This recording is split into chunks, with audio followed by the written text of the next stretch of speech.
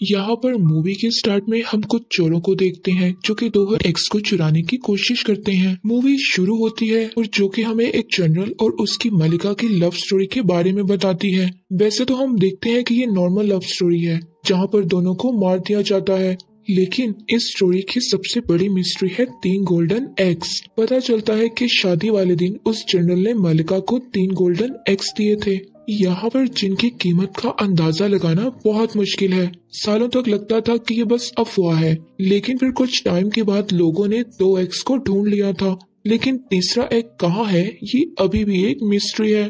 लेकिन उन 2 एग्स में से एक एग को मार्केट में बेच दिया गया और दूसरा एक म्यूजियम में है। आगे हम एक आदमी को नकली गोल्डन एग बनाते हुए देखते हैं और फिर नेक्स्ट सीन में हम देखते हैं कि FBI की टीम म्यूजियम में आई है जहां वो गोल्डन एग रखा हुआ है और उन्हें FBI की टीम को लीड कर रहे होते हैं 2 ऑफिसर। यहाँ पर हम जॉन और उनकी पार्टनर को देखते हैं और यहाँ पर उनकी पार्टनर म्यूजियम के मैनेजर को फॉरेन म्यूजियम खाली करने का कहती है, क्योंकि उन लोगों की इंफॉर्मेशन के मुताबिक चोर उस एग को यहाँ से चुराने वाला है जो कि इस म्यूजियम में रखा हुआ है। जॉन यहाँ पर उस एग को चेक करता है और कहता है कि चोर अपना काम कर चुका है और ये एग नकली है। मैनेजर उसकी बात पर बिल्कुल यकीन नहीं करता और हंसते हुए उसकी बात को टाल देता है और तभी वहाँ से जॉन एक बच्चे से कोल्ड ड्रिंक लेकर उस एग पर गिरा देता है। जैसे हम देखते हैं जैसे ही कोल्ड ड्रिंक गिरती है वो पिघलना शुरू कर देता है। जॉन की पार्टनर फॉरेन म्यूजियम को सील करने के लिए कहती है और यहीं पर हम एक चोर को देखते हैं जो कि ये सब कुछ देखते ही वहाँ से भाग जाता है और यहाँ पर जॉन और उसकी पूरी टीम उस चोर को पकड़ने की कोशिश करते हैं, लेकिन हम देखते हैं कि चोर बहुत ही चालाक था।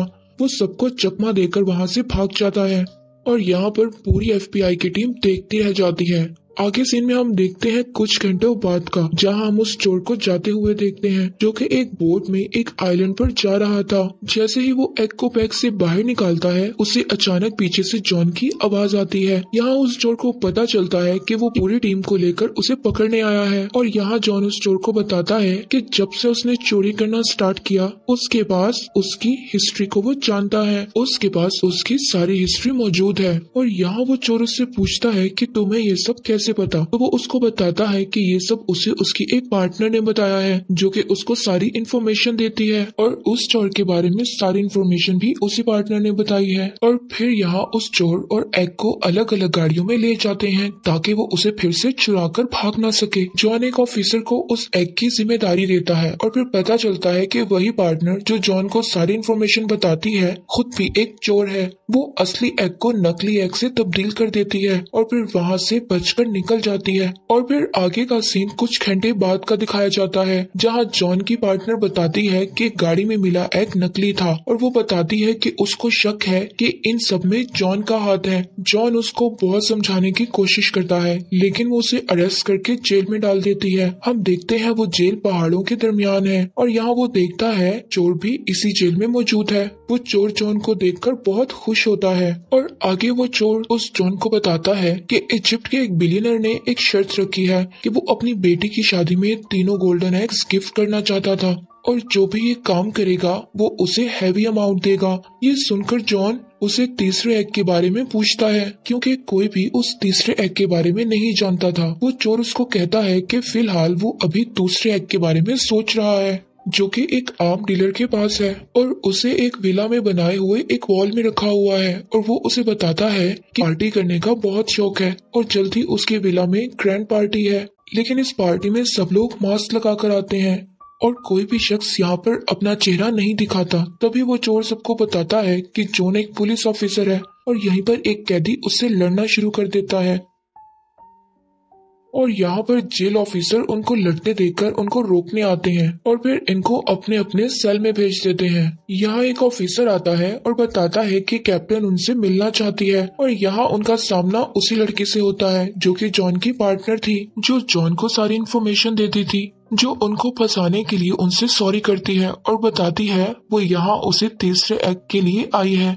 जिसका पता सिर्फ वो चोर जानता है। जो उसे एक ऑफर देती है कि अगर वो उसे तीसरे एक्ट तक ले जाए तो वो उसे जेल से निकाल सकती है और साथ ही 10% का शेयर देने का भी बोलती है। लेकिन वो चोर उनको मना कर देता है और बिशप उनको वहीं छोड़कर चली जाती है। आगे जॉन उस चोर को बताता है कि वो उसे पकड़कर खुद को बेगुनाह साबित करना चाहता है और वो उससे कहता है कि अगर तुम मेरा साथ दो तो दोनों का मकसद पूरा हो सकता है। रात को जॉन उस चोर को उस पार्टी के बारे में याद दिलाता है और उन्हें यहाँ से निकलने के लिए जल्दी कुछ प्लान करना होगा। अगले ही दिन वो चोर जॉन को प्लान के बारे में बताता है, जो कि एक सिंपल सा प्रोसेस है। पहले तो वहाँ वो एक छोटा सा ब्लास्ट करते हैं जिससे हर तरफ धुआं हो जाता है। फिर वो मेन गेट तक आते हैं जहाँ पर उनके पास एक कार्ड था। ये कार्ड वो चोर उस वक्त चुराता है जब जॉन की लड़ाई के बाद ऑफिसर उन्हें वापस ले जा रहे थे और नेक्स्ट सीन में जेल की दीवार तोड़कर उनके हेलीकॉप्टर तक पहुँचना था। और यहाँ पर कुछ ऑफिसर उनको पकड़ने की कोशिश करते हैं और बहुत रोकते हैं और यहाँ जॉन की जान भी जाने लगती है, मगर वो बच जाता है। लेकिन फाइनली वो हेलीकॉप्टर लेकर वहाँ से निकल जाते हैं। आगे हम देखते हैं बिशप को, जो कि FBI एजेंट ऑफिसर के साथ बैठी होती है, जहाँ वो कंप्यूटर को यूज करके अपने सारे रिकॉर्ड्स को डिलीट कर देती है और फिर वो FBI की एजेंट को जॉन और उस चोर के भागने की खबर देती है और साथ ही बताती है कि वो रात को डीलर की पार्टी में आने वाले हैं। इधर वो चोर अपने फ्रेंड के प्लान से उस डीलर की पार्टी में निकल जाते हैं। यहाँ पर चोर जॉन को अपना प्लान बताता है कि हमें उस डीलर के गार्ड्स और कैमरामैन से बचते हुए उस वॉल तक पहुँचना होगा, जो कि ऐसी टेक्नोलॉजी से बनाया गया है जो सिर्फ उस डीलर की आवाज और शक्ल देखकर खुलता है। और फिर वो बताता है कि उस वॉल के डोर पर एक सीक्रेट पासवर्ड भी है जिसके लिए उन्हें उसका फोन और थंबप्रिंट भी चुराना होगा। आगे का सीन पार्टी का है, जहां हम देखते हैं वो दोनों पार्टी में किसी भी तरह आ जाते हैं। वो चोर जॉन को कहता है कि तुम मोबाइल चुराना और मैं किसी भी तरह थंबप्रिंट का इंतजाम करता हूँ। तभी वहाँ जॉन को बिशप दिखाई देती है। चोर इसको मना करता है कि वो उससे मिलने नहीं जाए, मगर जॉन उसको डांस ऑफर करता है ताकि वो डीलर जेलस फील करे और इधर आ जाए और फिर ये उसका फोन चुरा ले। और होता यही है और जॉन चालाकी से उसका फोन चुरा लेता है और पता चलता है कि वो चोर भी उसका थंबप्रिंट लेने में कामयाब हो गया था। फिर वो गार्ड से बचते हुए उस डीलर के बेडरूम में आते हैं और उसके फोन और थंबप्रिंट की मदद से उस डोर को खोल लेते हैं। इससे पहले वो अंदर आ जाए उन्हें पकड़ने FBI की एजेंट आ जाती है, लेकिन जॉन उस FBI की एजेंट को धक्का देकर उस चोर के साथ अंदर चला जाता है। यहाँ उन्हें वो एक्ट दिखाई देता है और साथ ही बिशप भी दिखाई देती है, जो कि पहले ही वहाँ मौजूद थी। फिर उनके बीच एक लड़ाई शुरू होती है जहाँ ये दोनों बिशप का मुकाबला नहीं कर सकते। वो इन्हें पकड़ लेती है। तभी वो डीलर अपने गार्ड्स के साथ आ जाता है और फिर यहाँ पता चलता है कि बिशप उसके साथ मिलकर काम कर रही थी और ये सब उनका प्लान था उन्हें यहाँ पर लाने का।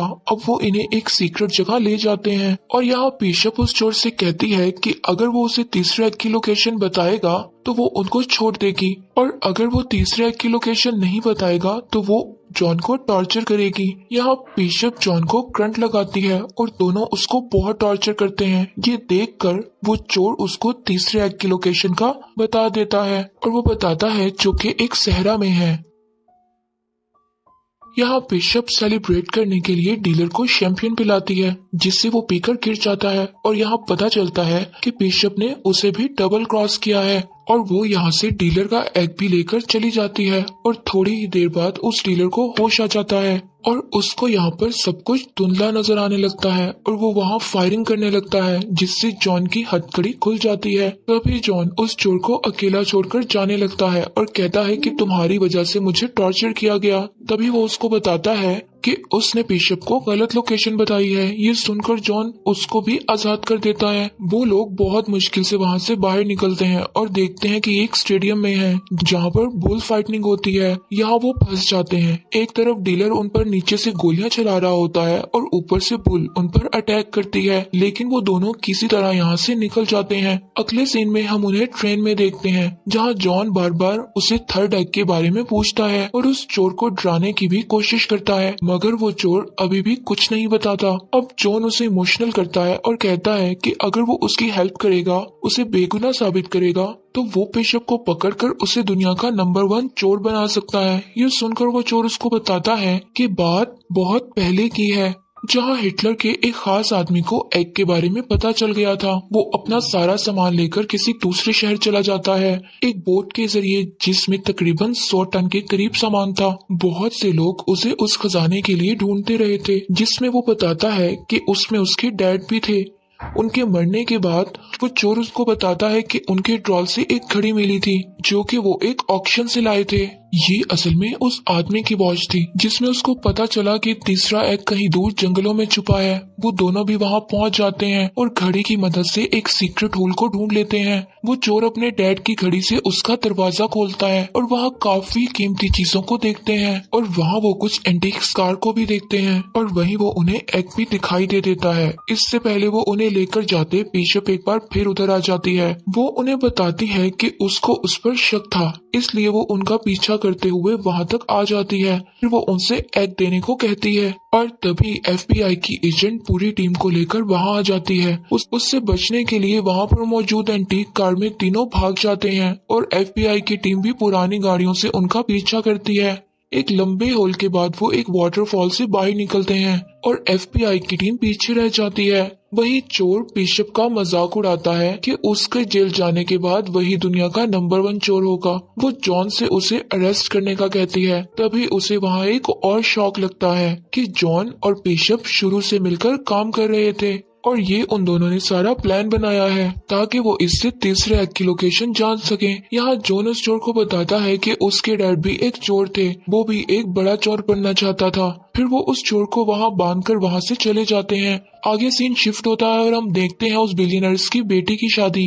वो तीनों एग्स पहली बार एक साथ लाए जाते हैं। इसे देखकर वो बड़ी खुश हो जाती है। और फिर हम यहाँ जॉन और बिशप को देखते हैं। उन्हें इन एग्स के बदले काफी ज्यादा हैवी अमाउंट मिलती है, और वहीं वो एजेंट FBI की टीम के साथ आती है और इस बिलियनर्स को चोरी का सामान खरीदने के जुर्म में अरेस्ट कर लेती है। और वो दोनों ये सब कुछ देखकर वहाँ से निकल जाते हैं। आगे हम 6 महीने बाद देखते हैं जॉन और बिशप को एक बोट पर एंजॉय करते हुए। तभी वो चोर उधर आ जाता है और वो दोनों उसे देखकर हैरान हो जाते हैं। वो उनको बताता है कि FBI की टीम ने मुझे अरेस्ट कर लिया था और वो दोबारा मुझे वहाँ जेल भेज रहे थे, मगर मैं वहाँ से भागकर निकल आया और इधर आ गया। आगे वो बताता है कि मैंने उस FBI की एजेंट को हैवी अमाउंट की लोकेशन दे दी है, अब तुम मेरी तरह बिल्कुल खाली हाथ हो। फिर वो उन्हें कहता है कि मेरे पास एक और प्लान है जिस पर तुम्हें मेरे साथ मिलकर काम करना होगा। अगर तुम ऐसा नहीं करते तो वो FBI की एजेंट तुम्हें अरेस्ट कर लेगी। जॉन पहले मना कर देता है, लेकिन फिर दोनों मान जाते हैं